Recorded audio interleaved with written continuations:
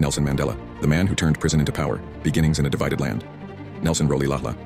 Mandela was born in 1918 in a rural village in the Eastern Cape of South Africa. He came from the Thembu royal family, destined for leadership in traditional terms, but his path would soon take on a much greater meaning. In a country ruled by apartheid, a brutal system of racial segregation, Mandela grew up witnessing injustice firsthand. Black South Africans couldn't vote, had limited access to education, and were forced to live in designated areas. He would later say, "No one is born hating another person. People must learn to hate, and if they can learn to hate, they can be taught to love." Becoming a revolutionary, Mandela moved to Johannesburg, studied law, and became increasingly politicized. In 1944, he helped found the African National Congress Youth League, ANCYL, determined to fight the apartheid system. At first, Mandela believed in nonviolent resistance inspired by Gandhi. But after peaceful protests were met with violence, such as the Sharpeville massacre in 1960, where 69 unarmed protesters were killed, Mandela concluded that armed resistance might be necessary. He co-founded Umkhonto we Sizwe, Spear of the Nation, a militant wing of the ANC. He was labeled a terrorist by the apartheid government and other nations, including the US and UK at the time. The prison years, 27 years of silence and strength. In 1962, Mandela was arrested and sentenced to life in prison for conspiracy to overthrow the state. He would spend 27 years in prison, 18 of them on Robben Island, a place of isolation, hard labor, and harsh treatment. But Mandela did not let prison destroy him.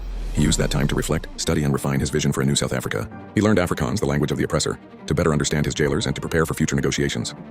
He was denied privileges, and yet he earned the respect of prison guards and fellow inmates through dignity, humility, and unwavering moral courage. He once said, "It is said that no one truly knows a nation until one has been inside its jails. Release and the walk to freedom."